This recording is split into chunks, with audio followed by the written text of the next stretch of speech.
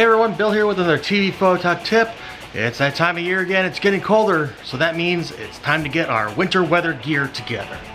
Now perhaps you live in a warmer climate so it doesn't get too cold all year long. However, I live in Minnesota where it can get very cold for a very long time throughout the winter. So here's just a few suggestions I have on how to keep warm for the winter, whether it's just a few months long or it feels like an eternity. But either way, winter is coming. And winter is coming! Na, na, na, na, na, na, na. Before we get started, my first piece of advice is to spend the money on quality goods. Do the homework before you purchase anything.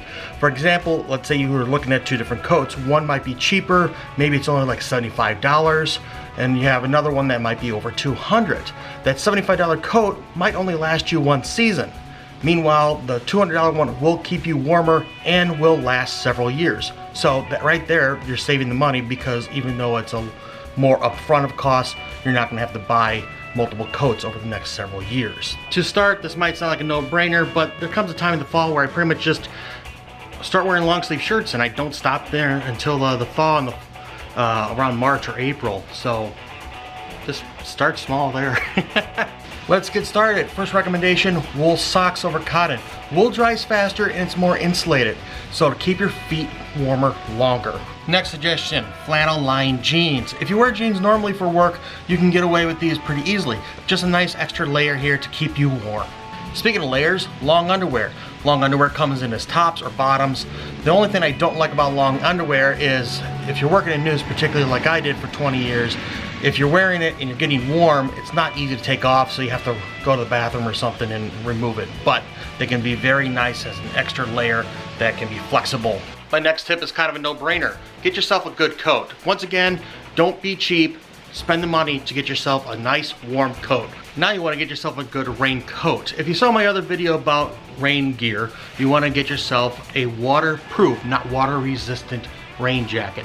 Water resistant might give in eventually. Waterproof is supposed to be more permanent when it comes to water prevention. You also want to get a rain jacket that's going to be big enough. I usually go one, maybe two sizes larger than I would normally wear so that I can get over my coat as well and keep me dry, because there might be days where it's going to rain even though it's cold enough to snow. It could be like 27 degrees and it'll be raining, so that'll keep you nice and dry. In addition to the rain jacket, bonus tip for you. If you are feeling cold out there and you just don't feel like your coat's doing it, put your rain jacket on and then put your coat over your rain jacket. The rain jackets sometimes aren't very breathable, and so by doing this helps seal in an extra layer of warmth that your coat might not be doing it for you. Next tip, hand warmers. These things are little miracle things in little packages.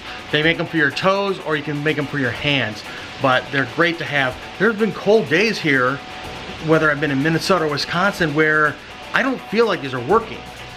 But when I go inside the live truck or inside the building, they're like blazing hot, but it's just so cold out, so these are good balances to have. Next tip, I didn't use these for years and I don't know why in hindsight, but get yourself a scarf. I mean, you can get all kinds of different designs or whatever. It helps keep the neck where your zipper and your hat isn't quite got a mix, but I don't know why I didn't use scarves for years. Now I use them all the time. Gloves and mittens. First thing you should know is that mittens are going to be better than gloves because they keep your fingers together so that your fingers will keep each other warm. Gloves, they separate so they're not as warm. Sometimes I can put my hand in there into a fist to keep it warmer. One thing I can do is I like to use these thin slate type gloves, and I'll put those on, and then I'll put the bigger gloves on, but I can pull my larger glove off and I can use the thinner gloves to do the switches and everything, so I don't have to expose my hand completely. A photog friend of mine, Deb, suggested to me at the very beginning of my career to get these fingerless type gloves, and then I wear the thinner gloves in between. That way I can just flip these over for exposure when I'm trying to flip my switches on my camera. So another bonus tip, if you have the fingerless gloves, is if you have those hand warmers, you can tuck that into the pocket where your fingers go in. That way when you flip it over, there's the warm pack there. But if you're wearing gloves, the farthest that those hand warmers will go is into the palm of your hand, so then you have to retract your fingers and then keep warm. So by doing that, it's at your fingertips where you're gonna have the most exposure and be the coldest. Speaking of gloves, this is kind of an odd one. ice fishing gloves. I don't recommend them for just normal use because they're very breathable. So if you're outside and it's windy, it's not gonna feel like you're wearing anything at all. You're gonna get very cold very fast. However, they have this extra like insulation thing so that you can hold very cold objects.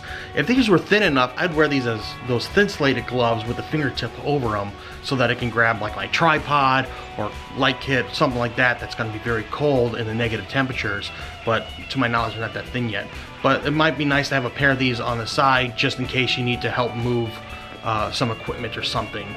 This should be another no-brainer tip. What your mom always said, make sure you wear a hat, keep your head warm. So I would recommend at least one thin, nice knit cap. The reason why I suggest thin, I'll get to that in a second, but just a little something to help keep you warm. And I said thin on that cap so that you have something for the cool days, not necessarily the cold days, but I also have this more heavy-duty hat. It's kind of hard to see here because it's black and I'm wearing black and everything now, but this type of hat can cover me over so it's just exposing my eyes. And there's a little bit of breeze here, I can tighten this up, but that knit hat helps me keep warm in there. And so this, as I said, this covers my face. Now I'm really starting to get kind of toasty here, got the all that. So this is for the really cold days. It's actually kind of funny on the negative like 30-degree days. Get all the steam and everything kind of frozen around the face. Lots of fun to see. Really starting to get covered up here and warm. Next tip. I don't know why I didn't wear these earlier, but snow pants. These things are lifesavers, really. These are great. They really cut down the wind and everything. They can be a little bit pricey or whatever, but they're really, really worth it. Once I started wearing them, I kept them in my car all the time during the winter. They're so easy to just throw on. This is what snowboarders or skiers will wear so they can stay out on the slopes all day long. And they're pretty easy to put on, as I said. Okay, so there we go.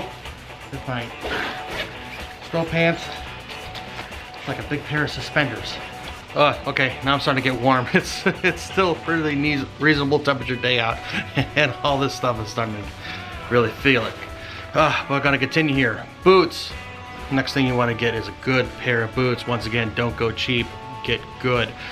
Boots tend to have this line where the more flexible they are, the thinner the insulation is, so they're gonna be colder or cooler if you wear them. And then you go to the more high end, like if you're a hunter, you know what I'm talking about, where you get some really stiff boots. Problem is, they're not as easy to walk in. So I like to go kind of in between there, where I can get a boot that's flexible. I can walk, even run in for long periods of time if I need to, wearing these, and I'll stay warm. So it's kind of a, you know, give and take, as I said. Then again, with these, you can get those toe warmers and put those in there. Bonus tip on this, if you don't necessarily get waterproof boots, or maybe you can always get like a can of this Protect All, where you can spray this on your boots to help keep them watertight. I found this at Target. You just spray your boots like the beginning of the season and it'll hold for quite a while. And my last tip for this video is ice cleats that you can just kind of take on and off your boot. These come in all different kinds of forms and whatnot, so you just got to find one that you kind of like.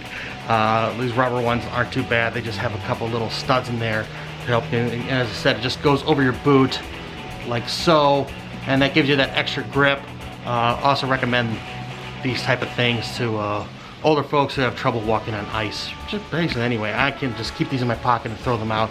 I might actually keep these around all year long because I don't know, particularly in Minnesota where hockey is very popular, you know, I might have to throw ice cleats on my normal tennis shoes, and it could be July because I'm doing a story about some hockey team or ice skating type thing.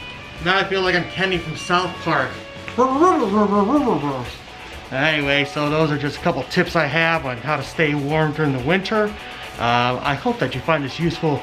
Please do me a favor, like, share, and subscribe so I know you're out there. I'm going to add a list because we had so many things here. I'm going to put a list in the description below so you can go check that out. If there's anything I missed, maybe you have suggestions on how to keep warm, please send them up to me in a comment below. But I want to thank you for joining me. I'm Bill. You've been watching TVPhotogTips. I will see you next time. Good luck and have fun. Bonus tip, I just realized I forgot to mention, if you can't get this stuff at the beginning of the season, maybe it's a little on the pricier side, try looking at the end of the season, because you can get some really good deep discounts on some of these things. That's how I got like my snow pants, some boots, everything throughout the years. So try that. If you can't get into the beginning of the season or can't afford it, try again back in like February, January, at least after the first of the year. You have to be prepared for anything. It can be cold. It can be cold for a very long time and can get very cold. That makes sense. Won't be as cold for, dang it. I normally don't like to wear underwear. These are what, well, maybe you're fortunate and you live in a southern state where maybe you're lucky and you live in a, oh geez. You saw that, some random dog just ran up into my yard and I had to catch it. The owner came by and surprised the hell out of me.